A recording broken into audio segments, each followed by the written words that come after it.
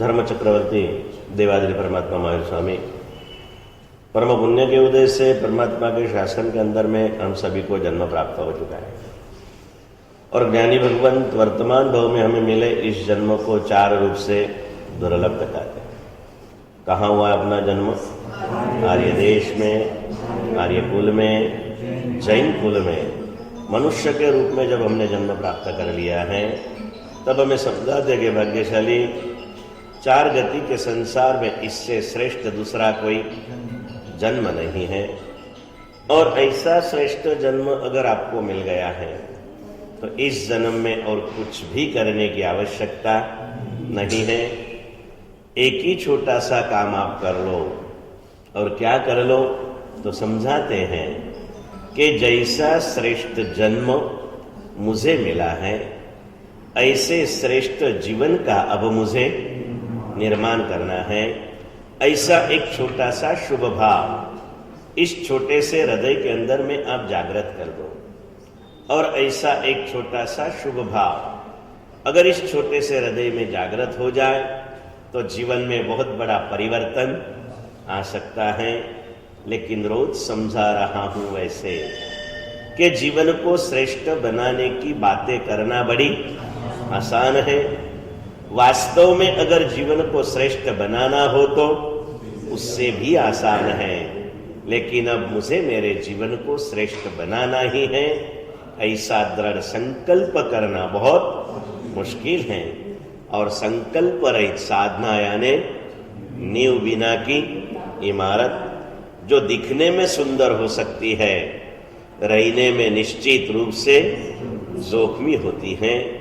बाकी संकल्प अगर जो किया जाए तो संकल्प के बल से जानवर भी जिनवर बन सकता है। अद्भुत शक्ति इस संकल्प के अंदर में समाई हुई है। और संकल्प हमें और कुछ भी नहीं करना है, एक ही संकल्प करना है। क्या करना है? जो मैं हूं वो मुझे बनना है। और मैं कौन हूं?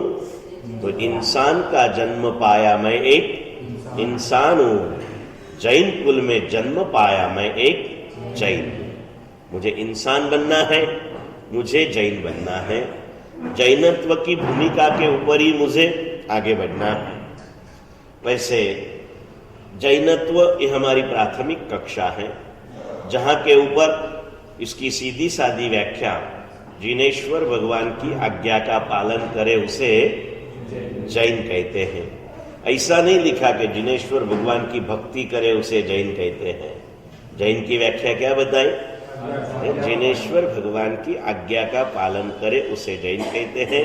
आज्ञा पालन में सामान्य नियमों का जो पालन करते हैं वो जैनत्व के प्लेटफॉर्म पर खड़े जीव हैं। नियम का पालन करे वो सामान्य प्राथमिक कक्षा के जैन, व्रतों का पालन करे वो श्रावक और महाव्रत का पालन करे वो साधु। आज हमें अपने आप को तलाशना है। मैं जैन कुल में आया हूं लेकिन जैन बना हूं या नहीं बना हूं। प्राथमिक नियमों के पालन में भी अगर मैं अप डाउन होते रहता हूं, बहुत लोग आते हैं मेरे से रोज करीब रोज करते हैं लेकिन कभी कभी छूट जाता है। मेरे से महीने में 20-25 दिन तो पूजा हो जाती है लेकिन 2-4 दिन कभी कभी छूट जाती है। मेरे से वैसे तो 24 करता हूं लेकिन एक हफ्ते में 2-3 दिन रह जाते, 2-3 दिन हो जाते। 2-3 दिन क्यों, एक दिन 1 मिनट भी लेट हुआ तो रात्रि भोजन तो रात्रि भोजन होता है। मरने के लिए जहर के बोतल नहीं पीने पड़ते, एक बूंद जहर भी काफी होता है। थोड़ा होता है, कुछ छूटता है, कैसे चले। कपड़े पहनते हो, पूरा कपड़ा अच्छा हो लेकिन इधर ही 2 होल पड़ गए हो तो सिर्फ छोटे छोटे 2 होल पड़े हैं तो वो कपड़ा हमारी शोभा के लिए काम नहीं आता। हर चीज के अंदर में अखंडता, चीज छोटी चल सकती है लेकिन टूटी नहीं चलती ना। सुंदर सी बात आती है। पिताजी और बेटा दोनों भोजन के लिए बैठे, पास पास में बैठे थे और लड्डू आए तो पिता ने पूरा लड्डू लिया, बच्चे को आधा करके दिया, छोटा था ना, आधा दिया। तो बच्चा रोने लगा, बोले आपने आखा लिया और मुझे आधा क्यों दिया? तो उसने कहा बेटा तू छोटा है ना, जुटा ना रखना पड़े, इतना ले ले, ये खत्म हो जाएगा तो फिर से दूंगा। तो बच्चा बोला नहीं, ये तो मुझे आपने पूरा लिया तो मुझे भी पूरा ही दो। 2-3 बार समझाया, और पिताजी जरा शॉर्ट टेम्पर रहते ना, क्योंकि दुनियादारी के विचार उनके दिमाग में घूमते रहते, तो थोड़े गुस्से में आ गए। समझता नहीं, बोले कुछ तुझे बोला ना तू छोटा है, तू नहीं खा सकता इतना बड़ा, इसलिए तेरे को ये दिया। लेकिन बच्चा एक बार जिद पे चढ़ता ना तो उतनी जिद नहीं छूटती, बाल हट होती ना। इसलिए अकबर ने जब दरबार में पूछा कि सबसे खराब हट के प्रकार कितने, हटना प्रकार કેટલા ना 4 हट, राजहट, बालहट, स्त्री हट અને योगी हट, 4 हट है। सबने 4 प्रकार बताए। फिर पूछा कि सबसे कठिन में कठिन कौन सा? हर एक ने अपनी अपनी बात कही है। कोई ने स्त्री कहा, किसी ने कहा, और अकबर के दरबार का नवरत्नों का शिरोमणि बीरबल ऐसे बैठा, उसका एक स्वभाव था बिना पूछे बोलना नहीं। फिर अकबर ने कहा बीरबल तेरा क्या कहना है? तो बीरबल ने कहा कि बादशाह सलामत, बाल हट सबसे खतरनाक होता है। कौन सा हट? बाल हट। इसने कहा कैसे? बोले मैं आपको बता दूंगा, कल ही आपको बता दूंगा कैसे होता है। और दूसरे दिन बीरबल राज दरबार में आ गया। फिर उन्होंने कहा देखो राजा जी, मैं आपको बालहट कितना खतरनाक होता है बताने जाता हूं, थोड़ी देर के लिए मैं स्वयं बालक बन जाऊंगा और आप मेरे पापा बन जाना। राजा बोला ठीक है, और ये नीचे बैठा और जोर जोर से रोने लगा। तो रोते हुए बालक को पहले तो माँ प्यार से ये करती है ना, नीचे बोले बेटा क्या हो गया क्या हो गया, तो और रोने लगा। बोले बेटा बोलना क्या चाहिए तुझे, जो चाहिए मैं दे देता हूं। तो बोले मुझे कुछ नहीं, मुझे गन्ना खाना है। गन्ना એટલે समझो ना, शुगर कैन है, हाँ शेरडी बराबर, मुझे गन्ना खाना है। तो अकबर ने बड़े प्यार से, सबको मजा आ गया जरा, क्योंकि एक बड़ा आदमी बालक की क्रिया करता था तो जरा विशेष मजा आई। तो शेरडी मंगा ली, 2 शेरडी लेके आया आदमी, दे बोले शेरडी ले ले। जैसे शेरडी हाथ में फेंक दी, जोर से रोने लगा। तो बोले क्या हो गया, अब तो आ गई शेरडी। बोले मुझे ऐसी नहीं चाहिए, मुझे टुकड़ा की हुई चाहिए। शेरडी वापिस भेज दी, टुकड़े की हुए शेरडी की डिश भर के आई। जैसे डिश बोले दे बेटा, अभी तो टुकड़े टुकड़े आ गए। डिश हाथ में लेके जोर से फेंक दी चारों बार। बोले क्या चाहिए? नहीं, बोले मुझे आखा चाहिए, टुकड़ा नहीं चाहिए। तो दूसरा आखा मंगाया, नहीं बोले ये आखा नहीं चाहिए, जो टुकड़ा किया है ना वो आखा कर चाहिए। तो बादशाह मारने के लिए उठा, तो बीरबल हंस के बोले सबसे खराब हट कौन सी? बालक। बालक मानने को तैयार नहीं था। फिर पिताजी जरा गुस्से में, इतने में मम्मी जी अंदर से आए। बोले क्या हो गया?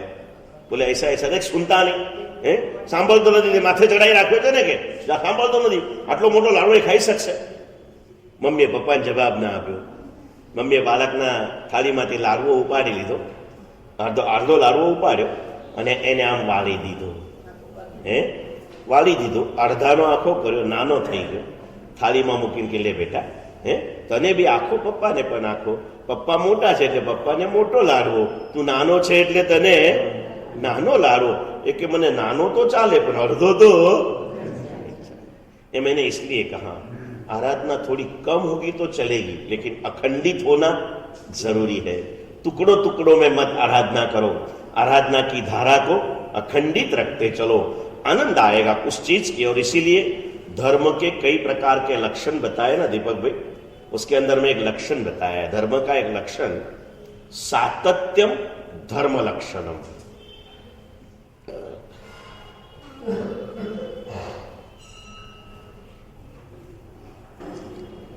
सातत्यम धर्म लक्षणम, धर्म का एक लक्षण है निरंतर करते रहो, है निरंतरता ये धर्म का लक्षण है। निरंतर करते रहना चाहिए, कभी किया कभी नहीं किया, कभी आगे किया कभी पीछे किया, नहीं चलता। मैं कई बार समझाता हूं पुण्यशाली, तबियत अच्छी है ना तो भोजन आगे पीछे हुआ तो एक बार चलता, लेकिन बीमारी के अंदर में दवाई तो समय पे लेनी पड़ती। भोजन कभी कम खाया कभी ज्यादा खा लिया तो ज्यादा फर्क नहीं पड़ता, दवाई कम भी नहीं चलती ज्यादा भी नहीं चलती। और इसीलिए मैं कहता हूं आप धर्म ज्यादा तो मत करो क्योंकि आप करने वाले भी नहीं हो, लेकिन धर्म कम भी मत करो, धर्म को आगे पीछे भी मत करो, अपने अपने समय के ऊपर करो। कोई भी कार्य हो, व्यवहार का हो या अध्यात्म का हो, अपने अपने समय पर किया तो उसकी सफलता विशेष रूप से मिलती है। बहुत सुंदर पद लिखे महापुरुषों ने कि कालम्मी किरमानम किसी कम्मम जहां बहु फलो होई तह तह सव्वा ओई क्रिया नियमिय समय है। जैसे उचित समय पर किया हुआ कृषि कर्म मतलब खेती भरपूर फल देती है, वैसे सभी कर्म अपने अपने समय पर करने से विशेष रूप से फलदायी बनते हैं। और इसीलिए हमें अपने जीवन में टाइम मैनेजमेंट सीखना पड़ेगा। 10वें कालिक सूत्र के अंदर में जो अपने सूत्र के रूप से अपूर्ण है, पदार्थ उसके ही चालू हैं। 5वें अध्ययन का सूत्र है टाइम मैनेजमेंट। उसका पहला पद लिखा काले कालम समायरे।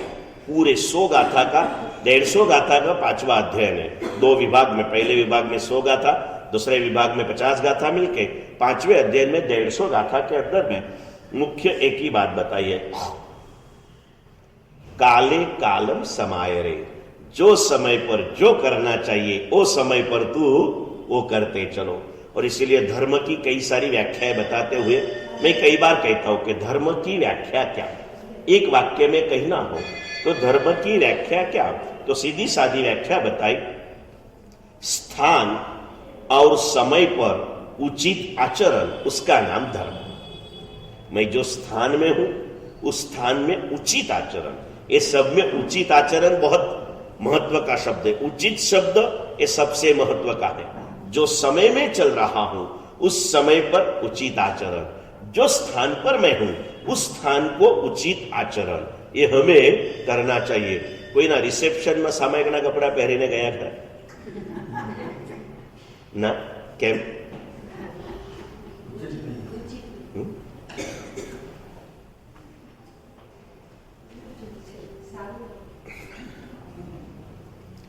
કોઈની સ્મશાન યાત્રામાં suit boot tie necklace makeup કરીને ગયા ખરા? નહીં, આમ પરફ્યુમ છાંટીને બે ત્યાં મરદું બળશે, વાસ આવશે, थोड़ा परफ्यूम छाटी लो, गया नहीं। शोक के अवसर पर खुशी के वस्त्र नहीं चलते हैं, राग के प्रसंग में वैराग्य के वस्त्र नहीं चलते हैं, तो फिर थोड़ा ऊपर उठो ना। जहां भक्ति का स्थान है वहां आसक्ति के वस्त्रों को पहनकर क्यों जाते हो? जो वैराग्य का स्थान है वहां राग को बहका दे भड़का दे ऐसे वेश वगैरह पहन के क्यों आते हो? चलो और आगे बढ़ो, थोड़ा ऊपर बढ़ो। जिस भव से मुक्ति पाना है उस भव में संसार की वृद्धि क्यों कर रहे हो? एक खाना पीना घूमना जब मन चाहे वो कर लेना, ये तो पशु सुलभ चेष्टा है। तू इंसान बनाना ये तुझे शोभा देता नहीं है। और इसलिए मैंने आपको 2 साल के पहली हुई घटना फिर से याद दे दूं। पालिताना के अंदर में नवजीवन सोसाइटी के संघ तरफ से, बंबई नवजीवन सोसाइटी, उनके संघ की तरफ से पालिताना के अंदर में चातुर्मास हुआ। चातुर्मास के अंदर में 400-500 लोगों, दूसरा एक अभी उनके संघ के नियम के हिसाब से यात्रिकों की संख्या पूर्ण हो गई थी। गुरुदेव का पहली बार चातुर्मास हो रहा था तो गुरुदेव के कई भक्तों को आना था, तो लग के दूसरी धर्मशाला के अंदर में दूसरे 300 लोगों का चौमासा था और ऐसे 700-800 लोगों का चातुर्मास बड़े भाव से चल रहा था। चातुर्मास परिपूर्ण हुआ, उसके अगला चातुर्मास भाईखला नक्की हुआ। भाईखला चातुर्मास के लिए बंबई प्रवेश करने के अगले दिन थाना में हम लोग रुके हुए थे और ऊपर बैठे हुए थे, और गुरुदेव रहे ना तो 1 मिनट भी उपास रहे खाली नहीं दिखता। गुरुदेव सुबह 5 बजे अपना जाप मंदिर में जाके आके 5-5:30 बजे पाठ पर बैठते ना, तो कई बार तो हमें रात को 10:30-11 बजे बैठे वाले को जरा लड़ाई झगड़ा करके निकालना पड़ता। इतना फुल माहौल गुरुदेव के पास रहता है पुण्यशाली। वहां पर भी लोग आना जाना चालू था, हम लोग रुके थे। कल मुलुन के द्वारा बंबई प्रवेश का मुहूर्त था और अचानक नवजीवन सोसाइटी का महिला मंडल वंदन करने के लिए आया। उनको पता नहीं था, वो थाना की यात्रा के लिए आया था। नीचे पढ़ा कि जगवल्लभ सुरीश्वर जी महाराज आदि थाना ऊपर विराजमान है, तो वंदन करने के लिए आया। गुरुदेव को वंदन किया, फिर मेरे पास वंदन किया, फिर बोले गुरुदेव अनुकूलता हो तो 5 मिनट कहीं संभलाओ। अभी अचानक आया था अटैक, कैसे करना पता नहीं। और ये भी बात 25-1 साल पहले की। अपने ऐसे कोई कल भी नहीं थे, आज भी नहीं है, जाने माने प्रवचनकारों में अपना नाम है भी नहीं और जाना भी नहीं है। अपनी शांति से हमें अपने आप आगे बढ़ रहे उसी ढंग से बढ़ना है। अचानक पूछ लिया, लेकिन कई बार ऐसे अनुभव है, हमें जब जो चाहे वो प्रभु देता है। परीक्षा भी प्रभु देता है और पास भी प्रभु स्वयं करता है। ऐसे सैकड़ों अनुभव पुण्यशाली हो चुके। उस दिन उन्होंने कहा, मैंने कहा क्या कहूं, और मैंने एक पदार्थ दिया, वो बड़े खुश हो गए। उन्होंने कहा कि गुरुदेव, આટલા તમે 4 મહિના વ્યાખ્યાન પાલિતાના સંભળાય ને, એ તો સારા જ હતા, પણ આજનું 5 મિનિટનું પ્રવચન બહુ સરસ આપ્યું તમે. મેં કીધું કંઈ નથી કીધું. કીધું જો ભાઈ, અત્યાર સુધી આપણે બધા જ આપણે બધા, હું પણ ભેગો, તમે પણ બધા, આપણને ગમે તે કરીએ છીએ, આપણને ગમે તે કરીએ છીએ, ફાવે તે કરીએ છીએ. મેં કીધું હવે એટલું નક્કી કરો, આપણને શોભે તેવું આપણે કરવું છે. ગમે તેવું કે શોભે તેવું હૃદય. બસ આટલું જ વાક્ય હતું. એ લોકોને બહુ ગમ્યું, તમને ના ગમ્યું ને. અને મેં કીધું ગમે તેવું કરશું તો ગમે તે ગતિમાં ભટકાઈ જઈશું, અને શોભે તેવું કરશું ને तो शुद्ध गति तरफ आगे बढ़ीશું. ये करना है. उचित शब्द बहुत महत्व का है. जिस स्थान पर हम जा रहे हैं, सिर्फ उपाश्रय और मंदिर को मत सोचो. 4 गति में भटकती हमारी आत्मा, मानव के भाव में आइए. क्या मैंने हमारी आत्मा का निवास स्थान कौन सा है? मानव गति है. मान लो कि मानव गति एक बहुत बड़ी सोसाइटी है और जैन धर्म, जैन शासन उसमें का एक बंगला है जिसके हम ओनर है. कौन है भाई? अभी इस बंगले के अंदर में क्या होना चाहिए? मैं बीच में आपको एक बात बताई थी. जहां भगवान बैठते हैं, जहां भगवान रहते हैं, उसे जिन मंदिर कहा जाता है, और जहां भगवान के भक्त रहते हैं उसे जिनाग्ना मंदिर कहा जाता है. भगवान के मंदिर में भगवान की पूजा होती है, भक्त के घर में भगवान की आज्ञा का पालन होता है. करेंगे हम लोग ये. वो घनी बार હજી અહીંયા પગલાઓ કરવા જવાનું હતું, પણ પગ અટક્યા. હવે ક્યારે ખુલ્લા થશે ખબર નથી. પણ પગલાઓ કરવા જવું ને એટલે કહું કે જો ભાઈ, આજે પ્રકાશબેન ત્યાં પગલા છે, ભુજાબેન ત્યાં પગલા છે, અશ્વિનબેન ત્યાં પગલા છે. આ બધા નામો અલગ અલગ અલગ અલગ બોલાય અને બધાના ઘરે જઈએ, પણ એક શબ્દમાં કેવું હોય તો જૈનના ઘરે પગલા છે.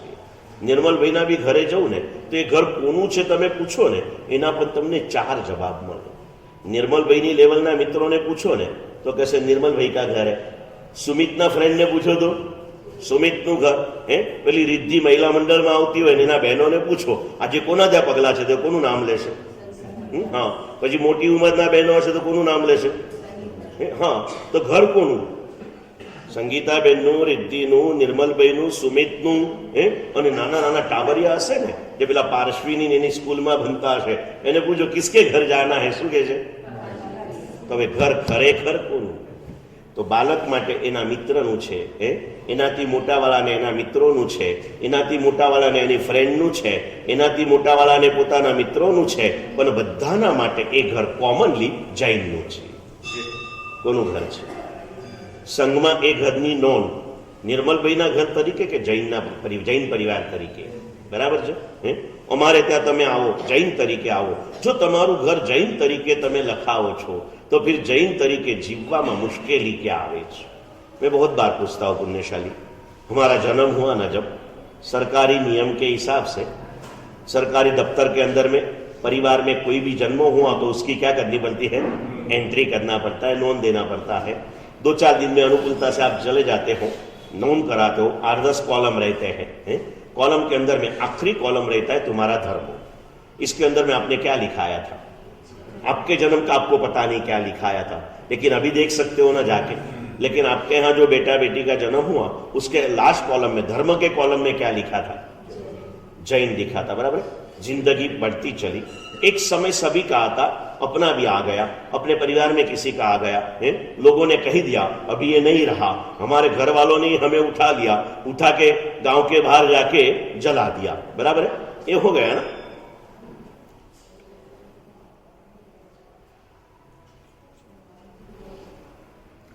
वहां नहीं पहुंचा था तब तक कहीं जाना ही नहीं, ऐसे समझ के इधर उधर भटकता रहा. लेकिन आखिर में जब वहां गया ना, तब एक मुर्दे में से आवाज आई. मुर्दे में से क्या आई? आवाज आई, अपने श्मशान यात्रा में आए हुए लोगों को मुर्दे ने संदेश दिया, भाई आप मुझे पहुंचाने के लिए यहाँ आए, अच्छा किया, क्योंकि मेरी मंजिल तो यही थी, आज तक मैं भूल गया था। हम सबकी आखिरी मंजिल कौन सी भाई? बराबर है ना? मंजिल तो मेरी यही थी, वक्त गुजर गया आते आते, साथ कुछ भी नहीं आया, अपनों ने ही जला दिया जाते जाते। ચાલી ગયા, નીકળી ગયા. પ્રાર્થના સભા થઈ ગઈ. હવે તો ઘણા સવારે બાળે બપોરે પ્રાર્થના સભા કરીને સાંજે પાછા લગ્ન કે રિસેપ્શનમાં નીકળી જાય. ટાઈમ જ ક્યાં છે કોની પાસે ને? બધા વૈરાગી લોકો થઈ ગયા છે. આપણે ત્યાં 12મા દિવસે નામ પાડવામાં આવતા અને મૃત્યુ પછી 12મા દિવસે નામ ભૂસવામાં આવતા. 12મું કરતા, પછી 13મું થતા. હજી હિન્દુ સમાજોમાં આ બધું ચાલુ છે. વાનિયા બધા અમારા કૃપાથી વૈરાગી થઈ ગયા ને, આમાં શું શોખ રાખવાનો? જન્મેલો હતો, જવાનો હતો ને, બરાબર ને ભાઈ? એટલે નથી પાળતા ને, કરો. અને આ જ વાતને પેલા સજ્જાયકારે કીધું છે સજ્જાયની અંદરમાં કે વર્તમાન માનસે તારી દશા શું છે ભાઈ? કોક દિન જાનમાં ને કોક દિન કાનમાં. સવારે કોકની જાનમાં હોય ને સાંજે કોકના કાનમાં. એટલે ખબર છે ને ભાઈ તમને? અમારા અમને ના ખબર હોય, હર્ષુને એમને કાન એટલે ખબર છે. કાન એટલે સ્મશાન યાત્રા, સમજ્યા ને ભાઈ? એ સવારે જાનમાં હોય, સાંજે કાનમાં હોય, સવારે કાનમાં હોય ને સાંજે જાનમાં હોય. અંતે ઠરવું શમશાન મારે, જીવ મારું કહીને માન મારે. कितने भाव भरे पद है ना, कुछ सोचिए. मैं ये नहीं कहता कि आप दीक्षा ले लो, दीक्षा लेने के लिए ही ये जन्म है, इसीलिए ही कर्म सत्ता ने करोड़ों में से चॉइस करके आपको यहाँ भेजा है. आपने भी इसीलिए ही इस जन्म की प्रार्थना परमात्मा के पास की थी, लेकिन यहाँ आने के बाद में आप भूल गए हो, कोई प्रॉब्लम नहीं. लेकिन कम से कम अपना जो अस्तित्व है इसे तो बना के रखो. मृत्यु થઈ જાય અને 2 દાડા પછી બીજા દિવસે પેલી અહીંયા શું છે ખબર નથી, મુંબઈ સમાચાર પહેલા જોતા, ગુજરાત સમાચાર, એમાં મોતની કોલમ આવે, એક પેજ આખું મૃત્યુનું હોય. એટલે એમાં છે ને, એમાં બી કોલમ હોય, પારસી મરણ, મુસ્લિમ મરણ, જૈન મરણ, હિન્દુ મરણ, ફલાના મરણ, આ બધા લખેલા હોય. એમાં તમારું નામ કયા કોલમમાં આવે नक्की ना. मारे तमने एक जन्म के दिन हम जैन थे, मृत्यु के दिन हम जैन थे, जीवन में हम जैन कब थे?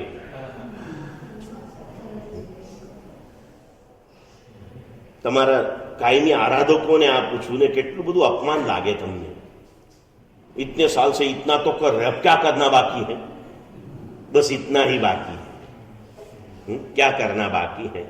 કરી રહ્યા છો, પણ કરવામાં તમારા પાસે અખંડિતતા નથી, નિયમિતતા નથી. કભી કરના કભી નહીં કરના. આવું કોઈ તમે બતાડો, તમારી દુકાનને તમે તમારી મરજી મુજબ ચલાવો કે એના ટાઈમ પ્રમાણે? પ્રતિકભાઈ, દુકાન એકવાર ચાલુ તો કરો. અત્યારે હવે તમારી જામી ગયેલી દુકાન છે ને, કાંઈ તકલીફ નથી. હવે નક્કી કરો, એક દિવસ સવારે ઊંઘ નથી આવતી, 6 વાગે ખોલી નાખો અને સવારે 9 વાગે બંધ કરો. પછી શાંતિથી 12 વાગે આવીને ખોલો. नहीं तो एक दिवस 6 वागे खोलो, बीजा दिवसे 9 वागे खोलो, तीजा दिवसे 7 वागे खोलो, चौथा दिवसे फिर बपोरे खोलो. કેટલા વર્ષ દુકાન ચાલે તમારી? કેટલા વર્ષ? કોક દિવસ આગળ પાછળ 2-5 મિનિટ ચાલી શકે, રોજની અંદરમાં તો ન ચાલે ને. પેલા ग्राहक को कैसे सेठ आपका कोई ठिकाना नहीं है, हमें तो अपने समय पे आना जाना पड़ता भाई, हमें बहुत सारी दुकानें हैं, हम दूसरी दुकान से के ना के. જમવાની બાબતમાં પણ તમે સવારે ફિક્સ છે ને, 8 વાગે નાસ્તો, બપોરે 1 વાગે જમવાનું, સાંજે 8 વાગે ચોવ્યાર કરવાના.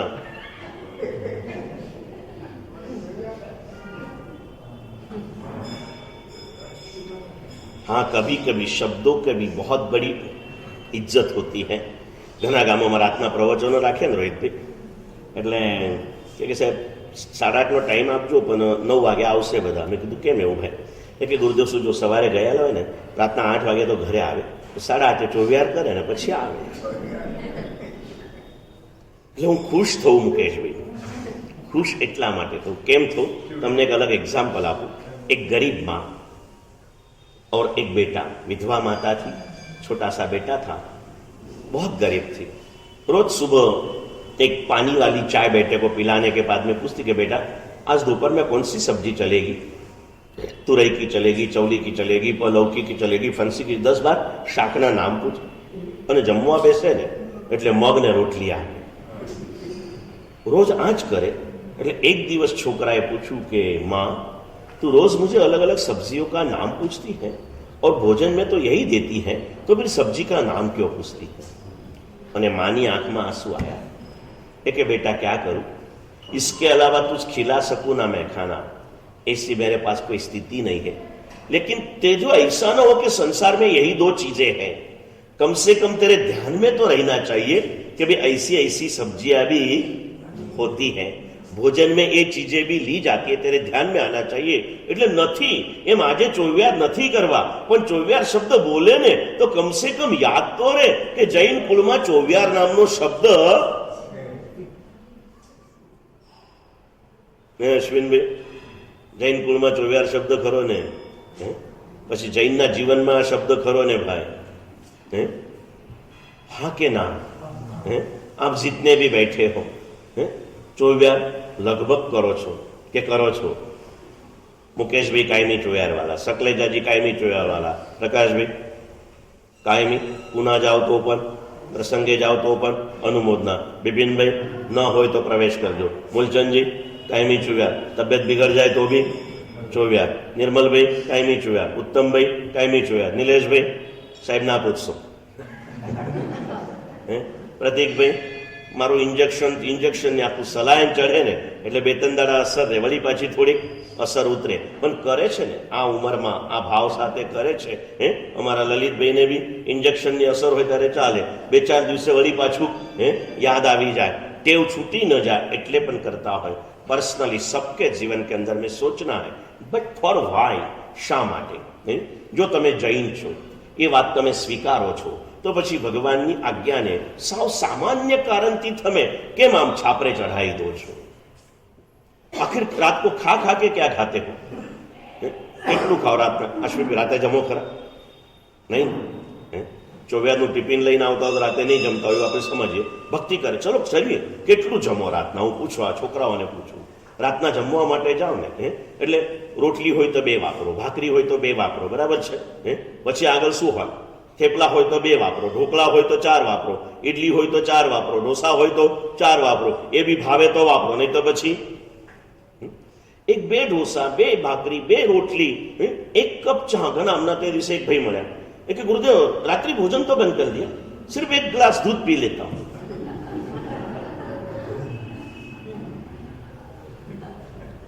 શા માટે? એટલે એક બાજુ ભગવાન મને બહુ વાલા છે, મને વાલો મળ્યાની વધામણી કહીને ભગવાનની સામે નાચીએ, કૂદીએ, બધું કરીએ, અને ભગવાનની આજ્ઞાની ઇજ્જત 2 ભાખરી જેટલી પણ ના કરીએ આપણે। भगवान ने कहा खाने का कहा मना किया? मैंने कहा ना, नो रिस्ट्रिक्शन, ओनली लिमिटेशन, भोजन करने की छूट है, लेकिन तू 8 बजे खाता है तो 5:30 बजे खा ले। मैंने एवा पुण्यशाली મળ્યા નિર્મલભાઈ, એ કે સાહેબ આમ રાતના નથી ખાતા પણ 7 વાગે જમી લઈએ છીએ, 7 વાગે જમી લઈશ, કઈ વાંધો નહીં। હવે જ્યારે 7:30 સુધી સૂર્યાસ્ત જાય ને એટલે 8 વાગે જમે, કેમ? આદત હો ગઈ ના। સૂર્યાસ્ત કે બાદ ઘણા એવા હોય ને, પેલા ચંદ્રમુખી કમળો હોય ને સૂર્યાસ્ત પછી જ ખીલે, એટલે એમના પેટમાં એવી સિસ્ટમ હશે કે સૂર્યાસ્ત થયા પછી જ ખીલતી હશે। એક જ વસ્તુ છે, भगवान की तो ऐसी तैसी, भगवान की आज्ञा की ऐसी तैसी क्यों कर रहे हो? कारण क्या? सिर्फ भोजन की बात नहीं है, ये देख रहे ना प्रवचन के अंदर में भी, क्या कारण? कोई काम नहीं है आपके पास में, चाहे जो हो जाए, भाजपा का भी मुख्यमंत्री बनने वाला होगा और आपने वोट दिया होगा ना, आपका नंबर नहीं लगने वाला, समझ गए ना? वो जो बनने वाला वो वहां बैठा है। आप कौन सी चिंताओं में इस धर्म के मार्ग से भटक रहे हो? इतना प्यार से आपको कहा, अलग अलग रूप से कहा, અને બધી જાતની ટ્રીટમેન્ટ આપ્યા પછી પેશન્ટ ન સુધરે ને એટલે ડોક્ટર છેલ્લા શું કે, હવે તો ભગવાન બચાવે। એટલે મારે હવે ઈતવારી વાળા માટે એ જ કહેવાનું છે ને, હવે તમને કોણ બચાવે ભાઈ? नहीं, એ માટે મેં કીધું તમને 2-3 દિવસ પહેલા જ કે जो खुद बचना नहीं चाहता ना, उसे खुदा भी बचा नहीं सकता। खुद बचना नहीं चाहता तो खुदा भी नहीं बचा सकता।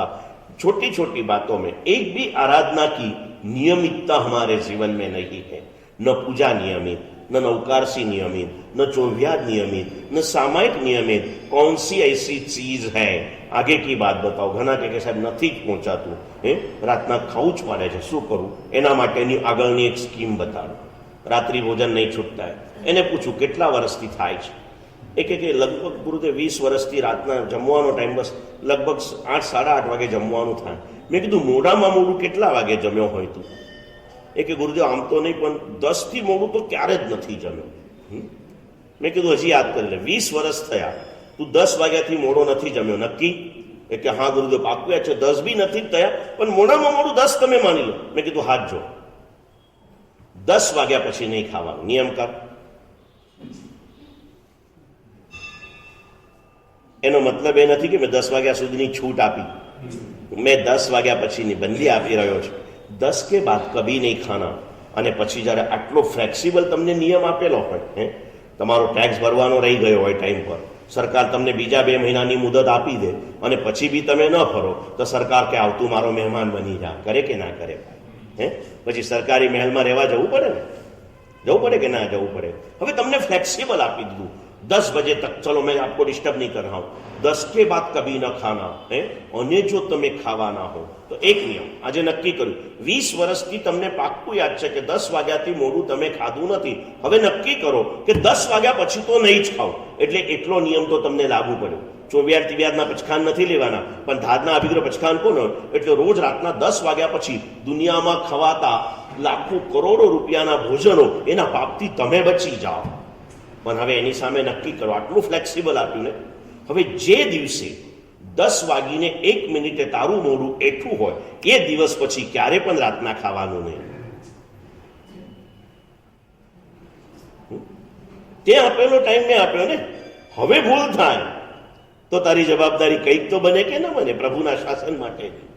ऐसी कोई भी चीज नक्की करो, इतना करता हूं, इससे कम तो नहीं करूंगा, पाप इससे अधिक नहीं करूंगा और धर्म इससे कम नहीं करूंगा. एक एक धर्म के लिए हमारे यहाँ छोटे छोटे इतिहास बताए गए.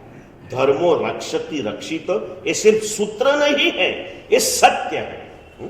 ऐसे कई अनुभव जीवन के अंदर में हम लोगों ने पाए हैं और अनुभव करने के बाद भी कैसे होता है. गुरुदेव के मुख से सुनी हुई एक छोटी सी कथा है कि एक मियाँ भाई थे, दारू का बड़ा व्यसन था, रोज 2 बोतल दारू पीते थे, रोज 2 बोतल एक साथ में पी जाते थे. कोई फकीर का मिलन हुआ, उन्होंने बहुत समझाया, बोले नहीं चलता है फकीर जी, बोले एक दिन तो ट्राई कर ले, क्या होगा हो के, अगर कुछ हो गया तो मैं बाजू में रहूंगा और जो जरूर पड़े वो मैं करा दूंगा, लेकिन तू नक्की कर. और उसने एक दिन 24 घंटा दारू नहीं पिया, बहुत खुश हो गया, कुछ भी तकलीफ नहीं हुई. तो मानसिकता है सिर्फ.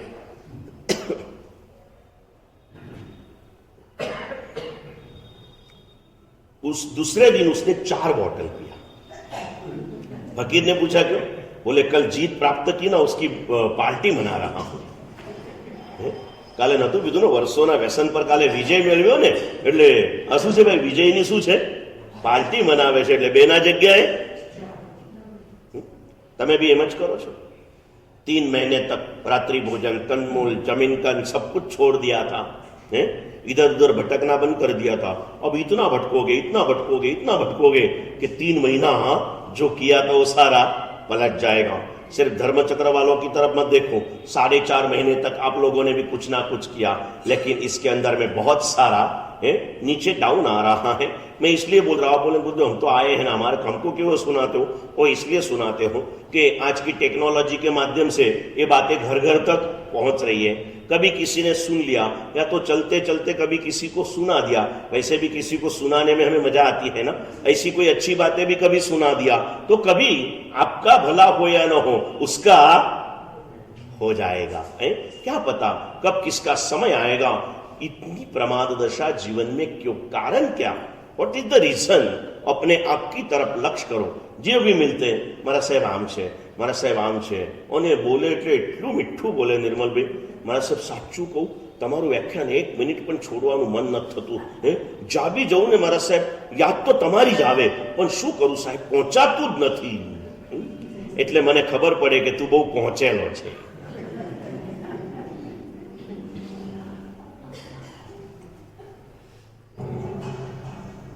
તને સવારથી ઠગવા કોઈ ન મળ્યું તો હું જ મળ્યો. તને મારી રોજ યાદ આવે અને તું મારી પાસે આવે નહીં અને પાછું તું બહાના કાઢે, કોઈ કામ નથી તારી પાસે. इतना भी कोई समय आपके पास में नहीं है, ये सबसे बड़ा झूठ है आपके लिए. नहीं, हम साधु भगवान भी मिलते हैं ना. आज कई बार हमारा स्वाध्याय वगैरह में हमारा भी प्रमाद आ गया है, क्योंकि प्रमादी श्रावकों की गोचरी वापरते हैं ना, तो हमारे जीवन में भी प्रमाद बहुत चुका आ गया. निमित्त आपको नहीं बनाना चाहते हैं, हमारी कमजोरी है आते हैं. फिर कि भाई किसी ने पूछा ना, એટલે ઘણી વખત હું કહું ને તો નિર્મલભાઈ જો ના સાહેબ તમને તો કેટલું કામ હોય, તમને ટાઈમ જ ના મળે. એટલે હું નિર્મલભાઈને પણ ઊભા રાખીને કહું, નિર્મલભાઈ આવા ખોટા સર્ટિફિકેટ આપીને મને હજી ખાડામાંથી ખાડામાં ના નાખશો, ખાડામાંથી ખાડામાં ના નાખશો. મારી પાસે સમય નથી, એનાથી મોટું કોઈ झूठ नहीं. अच्छा काम करने के लिए मेरे पास समय नहीं है. मेरा स्वाध्याय करने के लिए, मेरी आराधना करने के लिए, आपके लिए सुकृत करने के लिए, स्वाध्याय करने के लिए, साधना करने के लिए समय नहीं है. इससे बड़ा झूठ है क्या संसार में? साधना के लिए तो एक जन्म तुझे मिला और ऐसे कोई भेंट में नहीं मिला, स्कीम में नहीं मिला. तूने स्वयं मेहनत की, कितने जन्मों की, उसके पश्चात तुझे ये मिला और यहाँ आने के बाद में तू अपनी मेहनत को भूल गया है. छोटी सी मेहनतों के अंदर में जो बड़ी मेहनत करके आए.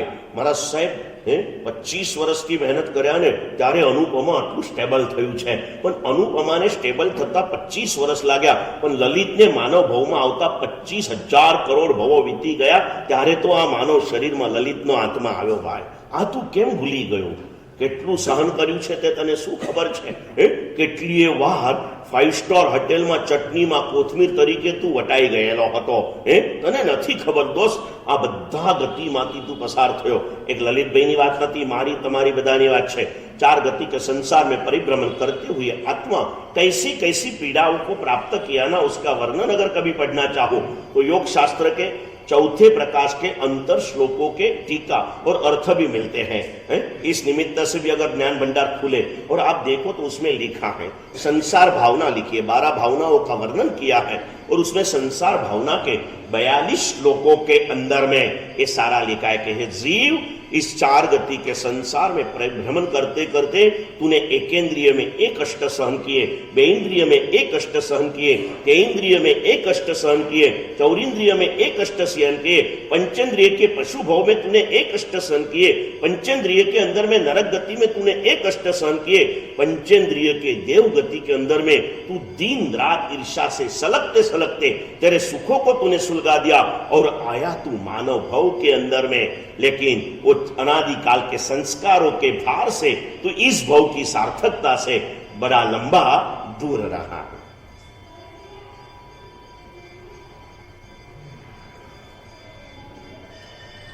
वो छोटा सा गीत आता ना, कलिकालना आ प्रवाहમાં આયુ પાપોનું પૂર, મહાવીર તારા માર્ગથી અમે લાખો જોશે ને दूर.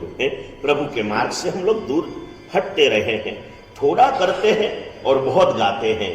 कुछ ऐसा हम जो भी करते हैं ना, फिर से कहता हूं, जो हो रहा है अच्छा हो रहा है, बहुत हो रहा है, ये ऐसा अगर मन कहे ना तो अपने हाथ से अपने गाल पे थप्पड़ लगा दो. क्या किया तूने कर करके? लोग क्या कर रहे हैं, कैसी कैसी साधनाएं लोग कर रहे हैं. मैंने तो दलीचंद जी नाम के श्रावक का आपको एग्जाम्पल 2 साल के पहले दिया था. धर्मचक्र तप की प्रेरणा के अंदर में याद आता है, पूना खड़की के दलीचंद जी श्रावक कल्पसूत्र के प्रवचन सिर्फ सुनते नहीं थे, कुछ लेते थे.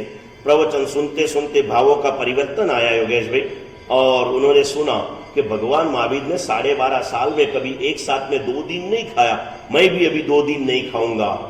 और उन्होंने उस सब से एकांतर उपवास चालू कर दिए, उपवास बेचना चालू किया. 2-3 साल चले, भाव आगे बढ़ा. भगवान महावीर ने एक साथ में तो 2 दिन नहीं खाया, लेकिन जिस दिन खाया ना उस दिन भी 2 टाइम तो नहीं खाया. मैं भी खाने के दिन 1 ही टाइम खाऊंगा. उपवास एकासना चालू किया और 2-3 साल बीते और हृदय में भाव जागृत हुआ और भाव जागृत हुआ. भगवान महावीर ने एक साथ में 2 बार तो नहीं खाया, 2 दिन नहीं खाया, 1 दिन में 2 बार नहीं खाया, लेकिन जब भी खाया ना, खाने के समय के सिवाय चाहे उपवास हो चाहे एकास न हो, पानी नहीं पिया. तब से लगाकर उन्होंने 24 उपवास और ठाम 24 एकासना चालू किया. उनकी दिनचर्या थी. शाम को शास्त्र विधि के अनुसार सूर्यास्त के समय पर पचखान आ जाए ऐसे प्रतिक्रमण करना, प्रतिक्रमण करके 7 बजे सो जाना, 7 बजे सोना, बराबर 1 प्रहर की निद्रा लेते मुकेश भाईओ, 10 बजे जागी जाए અને 10 વાગે ફ્રેશ થઈ સામાયિક લઈને ઘર મંદિર હતું, घर मंदिर में भगवान की सामे बैसी जाए। साधकों के नियम अलग होते हैं, उन्हें हर 2 घड़ी में सामायिक लेने की जरूरत नहीं होती है। 10 वाग्या थी 4 वाग्या सुधी 6 કલાક अखंड सामायिक में बेसे, पद्मासन लगाडेलू होय, ध्यान में खोवाई गया हो, 7 सामायिक अखंड थाय। कितनी सामायिक योगेश भैया? 7 सामायिक अखंड 6 घंटे, यानी हर घंटे में से वैसे 12 मिनट बचते रहते तो 72 घंटे है, तो वो हिसाब से 1 सामायिक और बढ़ती और एक शेष सामायिक थोड़ा हो जाता, तो वैसे 7 सामायिक पद्मासन में घड़ियाल नहीं देखना पड़ता। 4 बजे पांव जवाब देता कि अभी समय हो गया, बड़े प्रसन्नता से खड़े होके ग्राही प्रतिक्रमण करना, शुद्ध विधि के साथ एक एक खमासना देते हुए, वो होने के बाद में स्नान वगैरह करके संघ के मंदिर में चले जाना। 2.5 घंटा संघ मंदिर में सेवा, भक्ति, पक्षार, निर्माल्य उतारण, काजा निकालने से लगाकर सारी क्रियाएं करके घर आना। घर मंदिर के अंदर में ये करते करते उनको 10 साढ़े 10 बज जाते। अगर कोई गुरु भगवंत रहे तो ये सारी क्रियाएं हो व्याख्यान के समय के पहले पूर्ण करते, व्याख्यान में आके फिर से सामायिक लेके बैठ जाते। आजकल की बातें कर रहा हूं ना, अभी उनके स्वर्गवास को 20-25 साल हुए होंगे। ऐसे साधक आज हमारे बीच में हैं। हम क्या करते हैं ये थोड़ी सी अलग सी बात, क्योंकि गिरधारीलाल जी बात को अभी आप सबको पता है और आप उसकी अनुमोदना भी करते हो, लेकिन अनुमोदना ही करते हो। ये साधना सिर्फ अनुमोदना करने के लिए नहीं। अनुमोदना किस लिए होती है? अनुमोदना किस लिए करना? यथाशक्ति अनुकरण करने के लिए। अनुमोदना का अर्थ ये होता है पुण्यशाली, यथाशक्ति अनुकरण करना चाहिए। ये रातना 7 सामायिक एक बैठक કરી શકતા હોય, આપણે એમને બેઠા હોય ત્યારે તો સામાયિક લઈને બેસીએ ને ભાઈ। રોજ કહું છું તો કોકને ને કોકને ફાયદો થાય છે। જો આજે નરેન્દ્રભાઈ આવી ગયા સામાયિકમાં, પછી રોહિતભાઈને થોડુંક હજી નથી કરંટ लाग्यो, પછી મને આવીને કહેશે કે ગુરુદેવ પ્રતિક્રમણ તો ચાલુ કર્યું છે ને, પછી હવે વ્યાખ્યાનમાં રોજ રોજ નાખું, પછી મને આમ બહુ સારું નથી લાગતું। અને ગુરુદેવ જો હું તમને વચન તો નથી આપતો, પણ એકવાર શિખરજી જઈને આવીશ ને પછી વ્યાખ્યાનમાં રોજ સામાયિક લઈને બેસી એવો ભાવ રાખું છું। ગુરુદેવ ભલા તું શિખરજી જઈશ ક્યારે? તું શિખરજીથી આવીશ ક્યારે? અને તું આવીશ ત્યારે દર્શન વલ્લભ હશે કે નહીં હોય કોને ખબર? તું સામાયિક કરતો હશે, પણ આ આંખને જોવાનું સૌભાગ્ય ક્યારે મળશે ને? એક શ્રાવક પોતાના શ્રાવક જીવનના આચારનું પાલન કરતો હોય ને, એને જોઈને અમને એની તો અનુમોદના થાય, शासन दीर्घकालिता ऊपर एक श्रद्धा पैदा थाय नहीं। ये शासन मेरा चलते रहे, चलने वाला तो है ही, कोई शक्का नहीं है, लेकिन जैसे देखा तो लगता है कि नहीं भाई अभी ये चलते रहेगा, चलते रहेगा। क्रिया मार्ग सबसे बड़ा है और इस क्रिया मार्ग को निभाना, मैंने बताया वैसे 3 P अगर जैन शासन में आ जाए, कया गया 3 P? यश कया गया? दरेक बालको पाठशाला में आवे, दरेक युवानो प्रवचन में आवे અને દરેક વડીલો प्रतिक्रमण में आवे। धीरे धीरे धीरे 4 से 8 तो हो गए। मुकेश भी बोले नहीं, लेकिन खुश तो होते होंगे यार। ચોમાસા પછી તો અમે ચોમાસા શું પર્યુષણ પછી તો અમે 4 ના 4 જ હોઈએ ક્યારે। આ તો સાહેબજી આવ્યા છે તો 4 ના 8 દેખાય છે, બરાબર ને મુકેશ ભાઈ? આમ તો તમે 4 ફિક્સ છો ને, પ્રકાશ ભાઈ તમે, ભુજાડ અને ઉત્તમ ભાઈ, બરાબર છે? તમે 4 જણા ફિક્સ છો। એમાં પાછા હવે આ 4 માના 3 જતા રહેશે સ્થળી પાલતા સંઘમાં, એટલે વળી પાછું અહીંયા હું ભાવો ને मंगलदार बने आराधना क्या चालू रहे। करना है पुण्यशाली। सुंदर सा अवतार मिला है, क्यों प्रमाद? प्रमाद करने की कोई वजह भी होनी चाहिए ना हमारे पास में। आलस करने से एक बार सुंदर सा संदेश आया था कि लोहा पड़ा है, समय बीतने पर जाने वाला है, अगर यूज में लिया तो लोहा करोड़ों की कीमत का होता है, नहीं हुआ तो जंग खाकर के टूट जाता है। इसलिए एना माटेनी बहु मजानुं एक वाक्य आव्युं हतुं के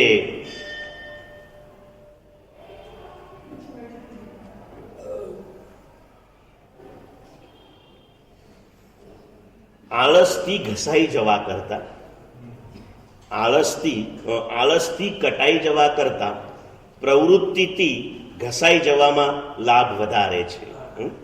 आलसथी तमे घसाई एटले कटाई जशो, एना बदले। और ये जंग लगा हुआ लोहा होता है ना, उसकी कीमत तो नहीं होती है, लेकिन अगर वो किसको लग गया ना तो उसकी भी जिंदगी हाल बेहाल हो जाती है। न खुद के काम आता है और दूसरे के लिए भी बेहाल बनता है। आलस की कटाई जवा करता मेहनत की जीवी जवा सार वधारे छे करो। और बहुत अनुकूलता परमात्मा की दया से मुनि सूरत दादा 50 साल से बैठे हैं। उसके पहले विमलनाथ दादा आए थे और अभी थोड़ा थोड़ा अकेले मुनि सूरत को ही मत याद करते रहो।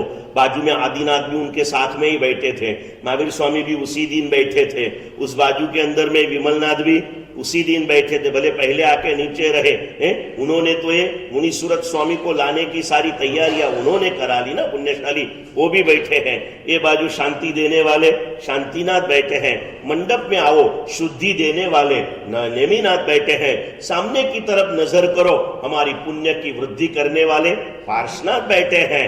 और खाली था ऊपर का मंजिल तो पूज्य हेमरत्न विजय जी महाराज ने वहां पर त्रिलोक कल्पतरु शंखेश्वर दादा को प्रतिष्ठित करा लिया।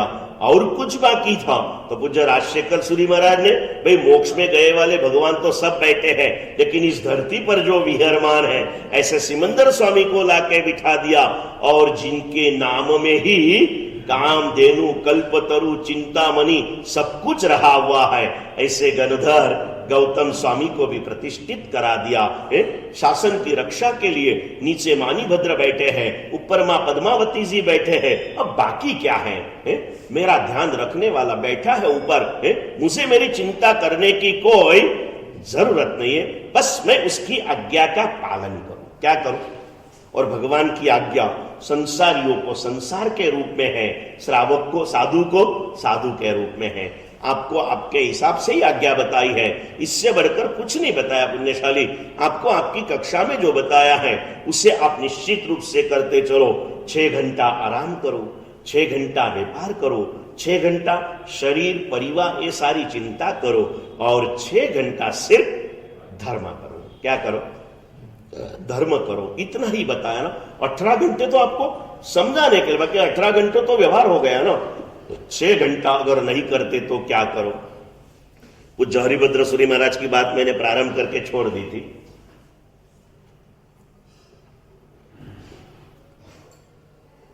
उन्होंने 1444 ग्रंथों का सर्जन किया ना, उसमें एक श्रावक जीवन की चर्या का ग्रंथ बनाया। नाम है उसका श्राद्ध दीन कृत्य। क्या नाम है? श्राद्ध दीन कृत्य। उसके अंदर में ये बातें लिखी है कि हर श्रावक ने रोज 6 घंटे का धर्म करना चाहिए। तो स्वयं प्रश्न उपस्थित करते हैं शिष्य बन के कि 6 घंटे में करना क्या, इतना धर्म क्या करेंगे? 6 घंटे में करना क्या? तो उन्होंने लिखा, देख 2 टाइम प्रतिक्रमण करना, 3 टाइम पूजा करना और 1 टाइम प्रवचन सुनना। 6 घंटे बता दिए। 2 टाइम के प्रतिक्रमण का 1-1 घंटा, कपड़े बदलो तब तक 1 घंटा कैसे भी निकल जाता। वैसे सुबह 3 काल पूजा करना, तीनों टाइम वैसे 2-2 घड़ी का समय रहता, लेकिन उसके अंदर में आने जाने का पकड़ के उसी निमित्त से निकले हो ना, तो भी आपका उस निमित्त का पुण्य चालू होता है। आपने सुना होगा ना, देरे जावा मन करे चौथ तनु फल होय। अगर नहीं जाना हो तो जो पंचसूत्र की बुक वहां पड़ी है, नहीं लिए तो लेना, उसमें ये भी गणित दिया हुआ है। जाने का मन करो क्या होगा, एक नौकारसी का पचखान करो क्या पुण्य मिलेगा, पोरसी का, 60 पोरसी का, पूरी मड़ का, एक पचखान के भी फल लिखे हुए छोटे छोटे, तब से लगाकर यानी 4 घंटे एव हो गए, बराबर है? तो 5 घंटे हो गए, 2 प्रतिक्रमण, 3 पूजा और 1 घंटा जीनवानी का। शिष्य ने पूछा, अगर 6 घंटे का समय न हो, 5 घंटे का हो तो क्या करना? नहीं, क्या करना है भैया? तो लिखा, 2 टाइम प्रतिक्रमण करो, 2 टाइम पूजा करो, 1 टाइम व्याख्यान सुनो। अब आगे बढ़े, 4 ही घंटा है तो क्या करना है? तो बोले 2 टाइम प्रतिक्रमण करो, 1 टाइम पूजा करो, 1 टाइम व्याख्यान सुनो। इसमें आप प्रतिक्रमण का इंपॉर्टेंस समझते हो। तीसरे स्टॉप तक भी प्रतिक्रमण को पकड़ के रखा है। फिर बोले 3 ही घंटे का समय है तो क्या करो? तो 1 प्रतिक्रमण करो, 1 पूजा करो, 1 व्याख्यान सुनो, बराबर है? अब अगला सवाल कि 2 ही घंटे का समय है तो क्या करो? तो बड़े दुख के साथ प्रतिक्रमण को साइड में रख के कहा, श्रावक है ना, परमात्मा की पूजा हर श्रावक ने अवश्य रूप से करनी चाहिए, क्योंकि संसार में कदम कदम के ऊपर पुण्य की आवश्यकता है और पुण्य की प्राप्ति, पुण्य निधान परमात्मा के स्पर्श के बिना मिलती नहीं है। मोबाइल चाहे 1200 रुपया वाला हो या 1.5 लाख वाला हो, चार्जिंग तो करना पड़ता है। वैसे श्रावक का ये चार्जिंग है। लिखा है शास्त्र में, रोज सुबह जो परमात्मा की चरण स्पर्शना करता है ना, 24 घंटे चल सके इतना पुण्य उसे प्राप्त हो जाता है। रोज की पूजा 24 घंटे की पुण्य को प्राप्ति कराती है। इसलिए लिखा 1 घंटा पूजा करो और 1 घंटा जिनवानी सुनो। अभी प्रश्न किया कि गुरुदेव 1 ही घंटा है, या तो पूजा कर सकता हूं या तो जिनवानी सुन सकता हूं, क्या करना? तब गुरु ने कहा कि अब ऐसा मत पूछना कि समय ही नहीं हो तो क्या करना।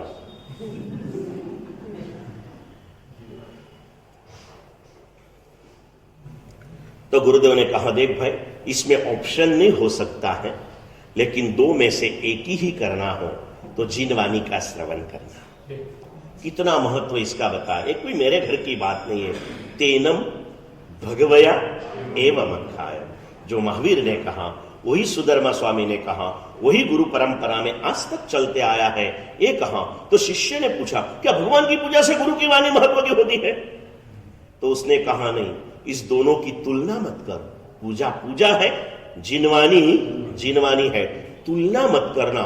लेकिन ये इसलिए बताया कि जिनवानी जो सुनता होगा ना, वो वापिस पूजा तक पहुंच जाएगा, प्रतिकमन तक पहुंच जाएगा। लेकिन जिनवानी नहीं सुनेगा ना, वो पूजा भी छूट जाएगी, प्रतिकमन भी छूट जाएगा। क्या कब टिकेगा कोई भरोसा नहीं है। जिनवानी का श्रवण ये सबसे बड़ा योग है, और इसलिए श्रावक के 3 अक्षर का अर्थ किया है। श्रावक के श्र का प्रारंभ श्रुणोति श्रवण योग से होता है। जो श्रवण करता है वो श्रावक होता है। बिना श्रवण किए कोई श्रावक हो सकता? कुछ समझ में आए ना आए, कंटाला आए, कुछ भी नहीं, कोई ऐसे टाइम में आके बैठे लेकिन समझता कुछ भी नहीं है, तो सुनने का कोई फायदा? तो सुंदर सूत्र समाधान का दिया शास्त्रकारों ने, श्रुतम हंति पापानी। तू जिनवानी का श्रवण, तुझे कुछ समझ पड़े न पड़े, तुझे रस पड़े न पड़े, तू सुनते रहे। जब तक तू यहां पर बैठा है, जिनवानी का श्रवण करता है ना, हर क्षण क्षण के अंदर में तेरे आत्मा ऊपर लगे हुए ऐसे अशुभ कर्म, ऐसे लाखों करोड़ों टनों के गुनाकार में खत्म हो रहे हैं। श्रुतम हंति पापानी, तू सुनते जा, बस जिनवानी सुनते जा। उस समय के अंदर में तेरे आत्मा ऊपर लगे हुए शास्त्रों की बात को गुरुदेव के मुख से सुनी विपिन भाई कि प्रवचन में जे बैठा छे ने ए बधा द्रव्य देव छे। द्रव्य देवनो मतलब ना खबर पड़ी ने तमने? द्रव्य देव जे देव थया नथी पण देव थई सके छे, एने देवનું रॉ મટીરીયલ કહેવાય। એટલે શું કહેવાય એને? દ્રવ્યો। દેવ બનવા માટેનું દ્રવ્ય। અને પછી એનો આખો ખુલાસો આપ્યો કે પ્રવચનમાં બેઠા બેઠા બીજું કંઈ જ ગમતું નથી, ઉઠ્યા પછી કંઈ કરવું નથી, પણ પ્રવચન શ્રવણના સમયમાં જો અગલા ભવનું આયુષ્ય બંધાઈ જાય તો નિયમા વૈમાનિક દેવલોકનું આયુષ્ય બંધાય। कुछ भी नहीं करना। उठने के बाद में आप क्या करते हो कोई नहीं पूछते, भगवान बोलते बस तू सुनते रहे, तू सुनते रहे, एक दिन तेरा जरूर अच्छा आएगा, क्योंकि तू अच्छा बनकर ही आया है। तेरी भलाई को तू इतना हद तक भूल गया है। नहीं तो एक सिंह का बच्चा भी भेड़ के टोले में जम गया था ना, एक बार सिंह की गर्जना सुन के वो जाग गया था। यहां तो कितने सिंह आ गए ना, लेकिन भेड़ का नशा इतना चढ़ चुका है कि आते हैं ना तब उठने की कोशिश करते हैं, लेकिन उठ उठ के गिर जाते हैं। मत करो ये। अब बचाए थोड़ा सा समय। आपको रोज यहां बैठे वाले को कह रहा हूं, हमारे 2-4 दिन के लिए कहता हूं कि ये समय आ जाए, इसके पहले तुम जाग जाओ। लेकिन आप सबको कहता हूं अभी आपको जागने का समय नहीं है, बस दौड़ने का समय है। मासुओ हो जग्गी अव्यकल बताया, वैसे सोमत जाग जा, जाग गया है तो भाग जा। इसलिए छोटी सी त्रिपदी हमारे पूज्य यशोर मसूरी महाराज है, पूज्य राजेश्वरी महाराज के गुरु बंधु, उनके प्रवचन में सुनी हुई है, पुस्तकों में पढ़ी हुई है। 3 पद बताए, हे जीव तू जागी जा, पाप थी भागी जा अने धर्म में लागी जा। बस इतना करना है। इतनी छोटी छोटी बातों के ऊपर चिंतन करो, ये करना है। धर्म अगर आप नहीं करना चाहते हो, अगर आपकी मानसिकता नहीं है तो वैराग्य शतक या इंद्रिय पराजय शतक, दो बहुत ही मंगलकारी सूत्र हमारे यहाँ है। कोई भी मुमुक्षु को इस सूत्र का अध्ययन मुमुक्षु काल में कराया जाता है।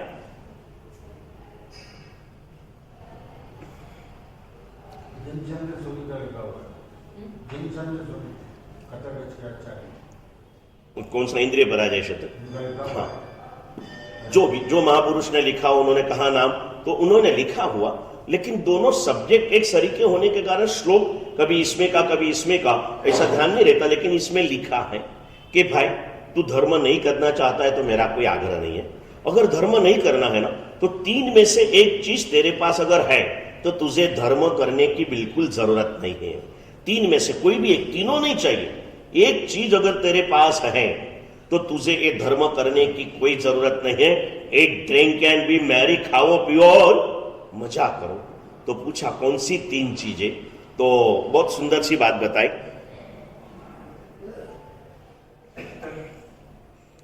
जस्सत्थी मच्चुना सखम जस्सवत्थी पलायनम, जो जाने न मरिस्सामी सोवू कंखे स्वेसिया। उस जीव ने आराम से सोते रहना चाहिए। अगर तीन में से कोई भी एक चीज तेरे पास में, नंबर एक, अगर तुझे यमराज के साथ फ्रेंडशिप हो। फ्रेंडशिप डे क्या है तारीख यार? बोलो ना, फ्रेंडशिप डे अपनी फिक्स तारीख है ना 12 महीना में। कई तारीख है? फर्स्ट है एमा। जो आ वखते न हो અને આવતા ઓગસ્ટ સુધી તમે જીવતા હો તો યમરાજ સાથે એક ફ્રેન્ડશિપ, નહીં તો હવે તો ફેસબુકની સિસ્ટમ છે ને, એની સાથે એક ફ્રેન્ડશિપ બની જાઓ, ફેસબુક ફ્રેન્ડ આજે જ બની જાઓ, કાલની શું કામ રાહ જોવાની? अगर आपको यमराज के साथ में दोस्ती हो तो आपको धर्म करने की कोई जरूरत नहीं है। सेकंड स्कीम बताई, यमराज से दोस्ती तो नहीं है, यमराज आपको दोस्ती करने को तैयार नहीं है, लेकिन यमराज जब आपके द्वार पे आए ना तब भाग छूटने की अगर आपके पास में कला हो, वो इस रास्ते से आप इस रास्ते भाग सकते हो, फिर भी आपको धर्म करने की जरूरत। जस्सवत्थी पलायनम, जिसके पास पलायन करने की है अगर कला है तो आपको धर्म करने की कोई जरूरत नहीं है।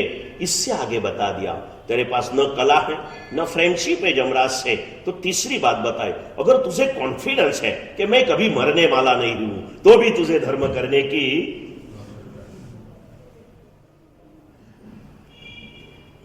कई कला है तुम्हारी पास। ત્રણમાંથી કઈ ખરું? યમરાજ સાથે દોસ્તી હોય, યમરાજ આવે ત્યારે ભાગી છૂટવાની કલા હોય, અથવા ક્યારે મરવાનો નથી એવો કોન્ફિડન્સ હોય તો બિલકુલ ધર્મ કરવાની જરૂર નથી। શા માટે? નાનકડી જિંદગી મળી છે। મેં એક જણને કીધું કે ભાઈ માનવ ભાવમાં જે દુર્લભ છે એની તમે સાધના કરો, બીજું બધું કેમ કરો? તો કે ગુરુદેવ અમે એ જ કરીએ છીએ। કોઈ ભૂંડને તમે ઢોસાની ચટણી ખાતા જોયા? ખાતા જોયા તમે? પાઉંભાજી ખાતા કોઈ ગધેડાને?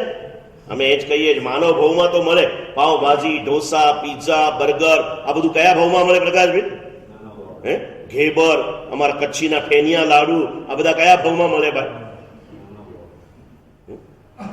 એ કે જોયા તમે કોઈને? કોઈ કૂતરાને તમે પિઝા ખાતા જોયા? ન જોયા ને ભાઈ? માનવ ભાવમાં દુર્લભ છે આ બધું, બીજા કોઈ ભાવમાં મળતું નથી। અમે એ જ તો કરીએ જ। दुर्लभ रूप बदलता है। भोजन की क्रिया तो मानव और पशु में एक समान है। तू भोग भोगे ना ये मानवता नहीं, तू उचित त्याग करे ये मानवता का लक्षण है। चीज तो पलटती रहती, उसमें क्या बड़ी बात है भैया? आखिर खाने की क्रिया तो एक समान है। करिए, अगर तीन चीज तेरे पास नहीं है तो तुझे धर्म किए बिना चलेगा नहीं।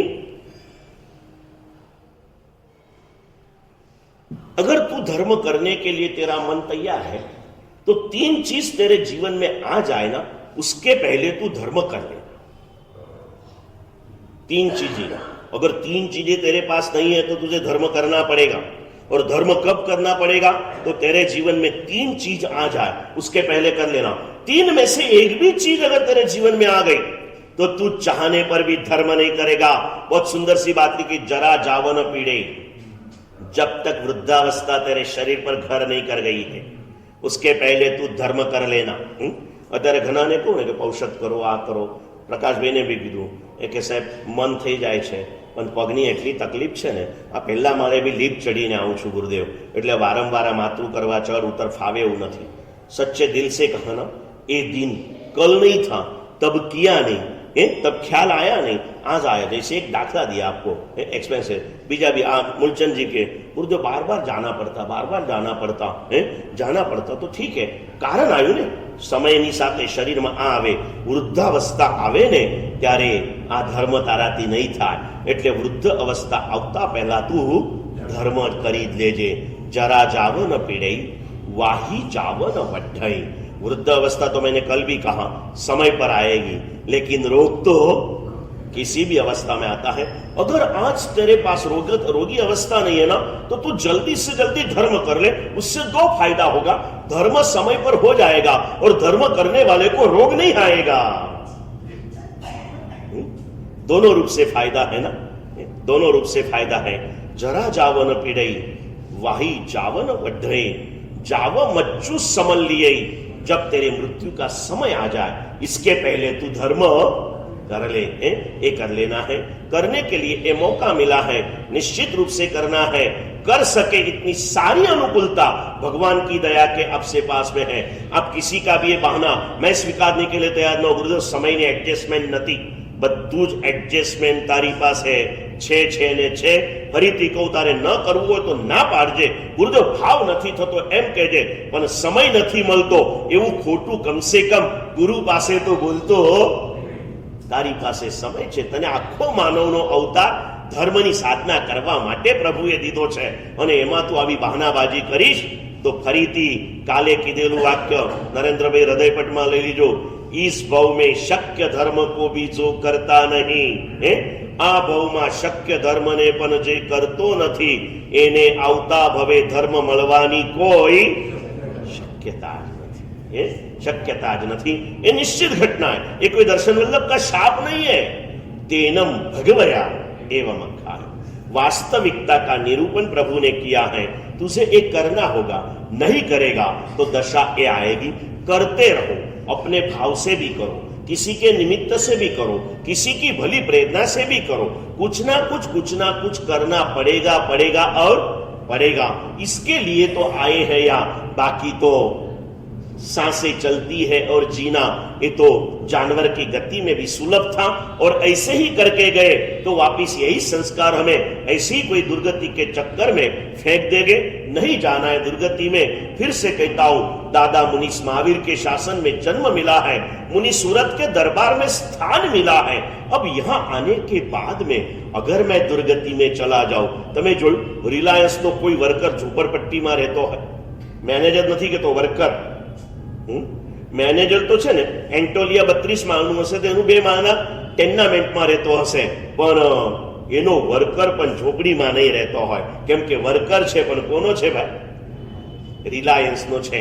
સામાન્યમાં સામાન્ય જૈન શાસનનો આરાધક दुर्गति रखड़पट्टी तो नहीं जई सके. इतनी श्रद्धा, इतनी भावना अंतरपट में केंद्रित करो और आए हुए नए नए मौकों को बढ़ाते चलो. वैसे इतवारी संघ की अनुमोदना कोई कारण नहीं था, सिर्फ हेमवल्लभ सूरी महाराज की अनुमोदना का अवसर आया और करीब करीब इस 9 दिन के अंदर में 250-300 आंबेल आपने कर लिए. जो हेमवल्लभ सूरी को आपने कभी देखा नहीं है, कभी सुना नहीं है, नाम सिर्फ इधर बताया गया इसलिए जान लिया है. उनकी अनुमोदना में अगर आप इतना करते हो तो मुझे तो आप उपकारी मानते हो ना.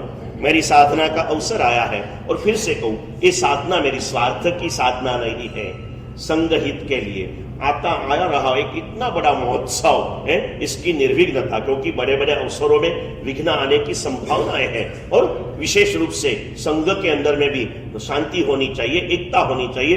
विश्व शांति की भावना से, जब संपूर्ण परार्थ और परमार्थ की भावना से मैं साधना कर रहा हूं, इसके अंदर में आप छोटा सा योगदान आपका जरूर देंगे. पुण्यशाली छोटी सी भावना है. आज तक जहां किया, जो संघों में पीठिका की आराधना एक ही बार हुई, 5 पीठिका रहती है आचार्य भगवंतों की, 5 पीठिका. वैसे तप बिल्कुल नहीं होता है, लेकिन पीठिका के माध्यम में तप भी उस दिनों में हो गया. और पहले 1 साल के अंदर में, आचार्य पदवी के पहले साल में ही 5 पीठिका करने का सौभाग्य देवगुरु की कृपा से मिला. और जहां हुआ संघ ने पूर्ण सहयोग अट्ठम और एम्बिल करके मुझे दिया है. पुण्यशाली आपको भी करना है। पहली पीठिका बारडोली में की थी, 21 दिन की पीठिका थी, 21 दिन रोज एक अट्ठम का पुचकान होता था। यहाँ मुझे सिर्फ 8 नाम, और इसमें भाइयों के 8 नाम मुझे चाहिए।